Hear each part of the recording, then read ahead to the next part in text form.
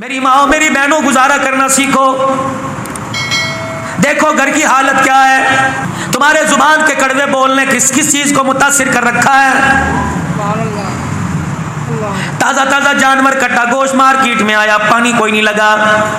شیخ صاحب چلے گئے, انصاری صاحب چلے گئے, کمبو صاحب چلے گئے, میرے عزیزوں اپنی قوم والے چلے گئے اور جا کے کہا یہاں سے گوشت کاٹ کے دے. حاجی صاحب کہاں کا لوگے, گردن کا, کمر کا لوگے, اٹھ کا لوگے. اپنی مرضی سے گوشت لے کے آیا, تازہ تازہ سبزی اپنی مرضی سے لے کے آیا, گھی ڈالنے میرے عزیزوں مسالے اپنی مرضی سے لے کے آیا. بیوی سے کہا ایسا بنائیو اللہ اکبر جوانی کی یاد تازہ ہو جائے, ایسا بنائیو کہ انگلیاں چاٹتا چاٹتا رہ جاؤ. بیوی نے بھی بڑی آؤ بھگت کے ساتھ کھانا بنایا, سالن تیار ہو گیا. گھر والا ٹائم پہ روٹی کھانے کے لیے آیا, آگے سالن روٹی پڑی, ہاتھ بھی دھوئے تھے, بسم اللہ بھی پڑی تھی, وعلی برکت اللہ بھی کہا تھا. روٹی کا ٹکڑا توڑا, سالن میں ڈبویا اور پہلا لقمہ منہ میں لیا, ماتھے پہ بل آ گئے, چہرے کا رنگ بدل گیا. بیوی کہنے لگی اللہ خیر کرے. کہنے لگی کیا بات, ہنڈی کھنڈی دیکھ کے نہیں بنائی تھی, ہنڈی کے اوپر کھڑے ہو کے تو نے ہنڈی نہیں بھونی تھی, جب ہنڈیاں بھون رہی تھی پک رہی تھی کہاں چلی گئی تھی. کہنے لگی ہاں ہنڈیاں پکاتے پکاتے محلے والی آئی تھی, جھانک کے کہنے لگی کیا پکا رہی ہے, لگتا ہے اس کی نظر لگ گئی.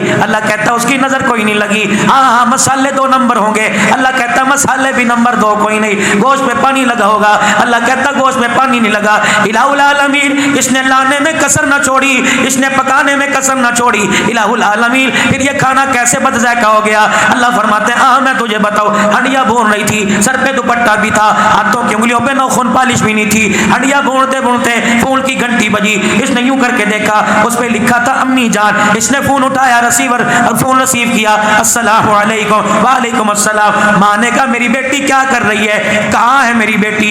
اس نے ہنڈیاں بھونتے بھونتے کہا جس جہنم میں تم نے بھیجا تھا وہیں اور کہاں جاؤں گی, کیا کر رہی ہے. اس نے کہا جو نامراد میرے گلے پڑے تھے. اللہ اکبر. میری امی تو نے آج تک میرے ہاتھ سے انڈا نہیں بنوایا, ان کنجروں کے لیے, ان حرامیوں کے لیے مجھے 12 15 روٹیاں پکانا پڑ رہی ہیں. اللہ کی عزت کی قسم. اور میری بہنوں یہ تیرے زبان کا کڑوا بول, یہ تیرے زبان کا کڑوا بول, یہ تیرے زبان کا کڑوا بول سیدھا تیرے منہ سے نکل کر ہنڈیا کے اندر جا کے کرا جس نے ذائقے کا بیڑا غرق کر کے رکھ دیا.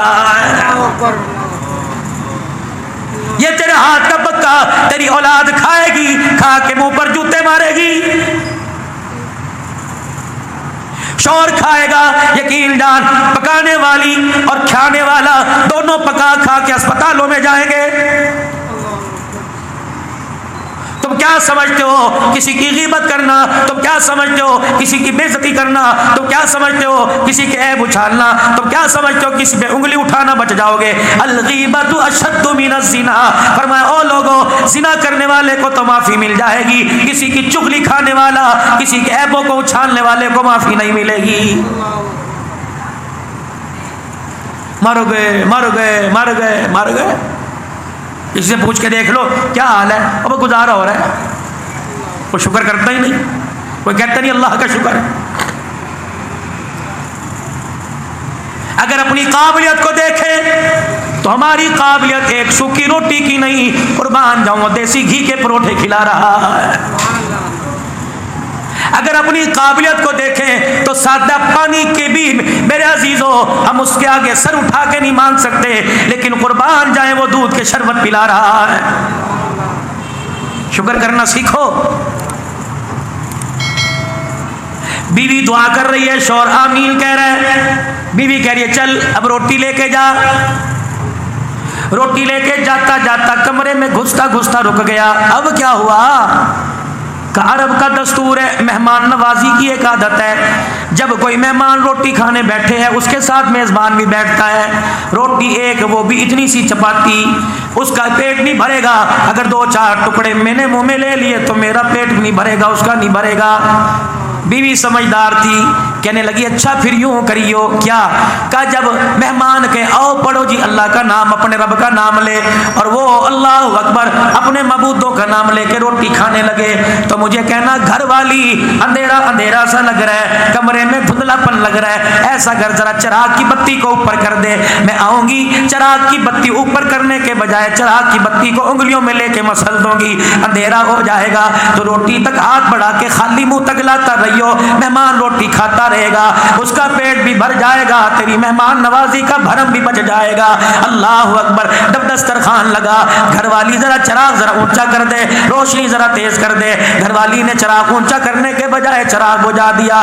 میزبان دسترخوان تک ہاتھ لاتا رہا, خالی ہاتھ اپنے منہ تک لاتا رہا, چب چب کرتا رہا. مہمان سمجھا کھانا کھا رہا ہے, جب کھا لیا اللہ اکبر اور چاہیے کہ نہ اس میں برکت ہی ایسی تھی, ایک روٹی کھائی نہ گئی. اللہ اکبر. تو نے اندھیرا کر کے اپنے دسترخوان کو, اپنی میزبانی کو مہمان سے تو چھپا لیا, خدا سے کیسے چھپا سکتا ہے. صبح ہوئی, مہمان کا ہاتھ پکڑا, کہا جی اٹھیے ہماری نماز کا وقت ہو گیا. اب جس نے کھلا کے سلایا تھا اٹھ کے اس کے آگے سجدہ کرنے کا وقت آ گیا.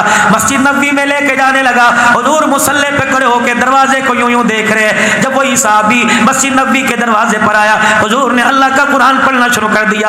وَيُؤْثِرُونَ عَلَىٰ أَنفُسِهِمْ وَلَوْ كَانَ بِهِمْ خَصَاصَةٌ. اللہ اکبر. ایک روٹی دینے والے میزبان کو قریب بلایا, فرمایا واہ واہ واہ واہ واہ واہ, کیسی مہمان نوازی کی. تیرے دسترخوان کو دیکھ کر جبرائیل قرآن خدا کا آسمان سے لے کے آ گیا. مر گئے مر گئے مر گئے. زندہ کب تھے؟ اگر زندہ ہوتے تو ختم نبوت پہ کوئی انگلی نہ اٹھاتا. مر گئے مر گئے. زندہ کب تھے؟ نبی کی عائشہ پر کوئی انگلی نہ اٹھاتا. مر گئے مر گئے. زندہ کب تھے؟ اگر زندہ ہوتے تو ابو بکر کو کوئی برا نہ کہتا, امیر معاویہ کی شان میں گستاخی نہ کرتا, حضرت رقیہ ام کلثوم کو گالیاں نہ دیتا, نبی کی عمر کوئی گالیاں نہ دیتا. اور کب تک مرے رہیں گے؟ اس مرے پر میں قبروں میں چلے جائیں گے. اور لوگوں, رزق کا وارث اللہ, عزت کا مالک اللہ, شہرت کا مالک اللہ, حیات کا مالک اللہ, موت کا مالک اللہ. ڈٹ جاؤ ڈٹ جاؤ, کفر کے مقابلے میں ڈٹ جاؤ. رب کعبہ کی قسم ہے, بدر کا میدان تھا, 313 میدان کے اندر اترے, پیر میں جتی کوئی نہیں, سر پہ ٹوپی کوئی نہیں, کال پگڑی کوئی نہیں, پیٹ میں روٹی کوئی نہیں, تن پہ کپڑا کوئی نہیں, لیکن میرے عزیزوں ایمان کا جذبہ لے کے اترے تھے. ان کے ایمان کی طاقت کو دیکھ کر جبرائیل بھی اپنا لشکر لے کے ان کے ساتھ آ کے کھڑا ہو گیا تھا. شکر کیجیے اللہ کا ادا, ہر حال میں اللہ کا شکر. 3 باتوں کا خیال رکھ لو, ہمیشہ ہمیشہ کامیاب رہو گے. پہلی بات یہ, کبھی بھی اپنے دسترخوان پر, کبھی بھی اپنے دسترخوان پر میرے عزیزوں, اللہ اکبر, کبھی بھی میرے عزیزوں اپنے دسترخوان پر حرام کا لقمہ لے کے نہ آنا. بچوں نے آم مانگے, کہتے بیٹے گنجائش کوئی نہیں. بچوں نے فروٹ مانگا, کہتے بیٹے گنجائش کوئی نہیں. ان کی فرمائش بے شک 15 دن میں پوری کر, ان کی فرمائش بے شک 10 دن کے اندر پوری کر. خبردار اپنے بچوں کے لیے حرام نہ لے کے آئیو. اگر تیرے دسترخوان پر, میری بہن, میری ماں, میری رانی, اگر تیرے دسترخوان پر حرام کا لقمہ آ گیا تو رب محمد کی قسم ہے تیرے آنے والی 3 نسلوں کا بیڑا غرق کر کے رکھ دے گا. بچوں کو پیچھے لگا دیا. ابو گھر آوے تو کیا کہنا ہے, ہم نہیں بازار سے برف لے کے آتے, ہم نہیں کولر کا پانی پیتے, ہمیں فریج لا کے دے, جہاں مرضی سے لا کے دے. پتہ ہے یہ ابو 6 سال بھی دن رات محنت کرتا رہے, فریج نہیں لے کے آ سکتا, لیکن گھر کے اندر کل کل روٹی کھانے لگا ہے. تیرے ساتھ تو رہنا ہی دشوار ہے, تیرے ساتھ رہنے سے بہتر تھا اچھا گاڑی کے نیچے آ کے مر جاتی. ہمیں زہر کی گولیاں لا دے. تو کیسا باپ ہے, دنیا کے باپوں کو دیکھ, ٹی وی بھی, فریج بھی, گاڑی بھی دروازے پہ کھڑی ہے. ایک بچوں نے فرمائش کی, تیرے سے نہیں کریں گے, کسی محلے والے سے کریں گے, فریج لا دیتا. کیا تھا, اب یہ اللہ اکبر ساری رات کروٹیں بدلتا رہا, اسے فوم کے گدے پہ کانٹے چبھتے رہے. یہ اٹھا, بیوی نے سیدھے منہ بات نہ کی, اس نے کپڑے مانگے کہاں پڑے ہیں, اس نے روٹی مانگی کہ اچھا کیا مصیبت دے رہی ہو, رات کھائی نہیں تھی. کل کل کل کل کل سے بچنے کے لیے اس نے بڑا چھرا اپنے ہتھیار اپنے بازو میں سے نکالا. اس نے نہ پیر دیکھا نہ فقیر دیکھا, اپنا دیکھا نہ پرایا دیکھا. گھر کی کل کل سے بچنے کے لیے اس نے دکان کا چھرا تیز کر دیا, حرام کمایا, حلال کمایا. اللہ اکبر, تنگ آمد بجنگ آمد, پھر پتہ نہیں کہاں سے سود پہ پیسہ اٹھا کے لاٹری کی بولی لے کے گھر کے اندر فریج لے آیا. تو نے فریج کے اندر برف کا پانی, ایک پیالہ پانی کا رکھا, برف کا پیالہ جب فریج کے اندر جب کے باہر آیا, فرشتے نے اعلان کیا اور اعلان کر کے کہنے لگا, اے برف کا پیالہ نکالنے والی, تو نے اس برف کے پیالے میں پتہ نہیں کتنے مظلوموں کا خون ڈالا ہوا ہے, پی لے, شربت بنا کے پی, روح افزا بنا کے پی, دودھ سوڈے بنا کے پی, میٹھا دودھ کر کے کلو کلو پی جا, گٹ گٹ کر کے پی جا, لیکن اس پیالے کو, اس ٹھنڈے برف کے پیالے کو اپنے ہونٹوں کے لگانے سے پہلے سوچ لینا پتہ نہیں کتنے مظلوموں کا خون اس میں آیا ہوا ہے, پتہ نہیں کتنے پریشانوں کے آنسو اور دم اس میں آئے ہوئے ہیں. برف کا پیالہ تو تجھے مل گیا, خدا کی طرف سے فرشتہ اعلان کر رہا ہے تجھے حوض کوثر سے محروم کر دیا گیا ہے.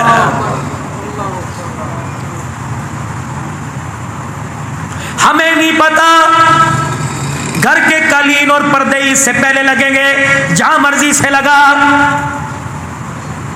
ادھار مانگ رہا ہے, ٹوپی رکھ رہا ہے, راتوں کو چھپ چھپ کے دوست کو فون کر رہا ہے یار 50,000 دے دے, تیری بھابھی بڑا پریشان کر رہی ہے. اور میرے یارو جس نے گھر میں پردے لگائے, جس نے گھر میں قالین لگائے, اسے بھی تو رات کو اٹھ کے دیکھ کروٹ بدل بدل کے رات گزار رہا ہے یا خراٹے مار کے سو رہا ہے. اگر کروٹ بدل بدل کے رات گزار رہا ہے, اٹھ کے اس کے پیروں میں بیٹھ جا اور اس سے پوچھ کہ ہماری وجہ سے تیری نیند خراب تو نہیں ہوئی, ہماری وجہ سے تیری نیند خراب تو نہیں ہوئی. اگر تیری بے چینی کا ذریعہ ہم بنے, ہم تیرے سے معافی مانگتے ہیں. اب گھر کے پردے قالین نہیں چاہتے, ہم ہاتھ پکڑ کے جنت کے اندر تیرا ساتھ چاہتے ہیں.